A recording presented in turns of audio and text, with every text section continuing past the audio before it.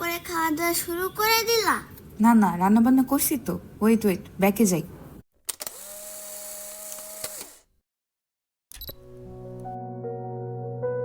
এবার ঠিক আছে? ঠিক আছে। গান শুনবা একটা? হ্যাঁ, শোনাও। আমি শুনেছি সেদিন তুমি সাগরের ঢেউয়ে চাপে নীল জল দিগন্ত ছুটে এসেছো।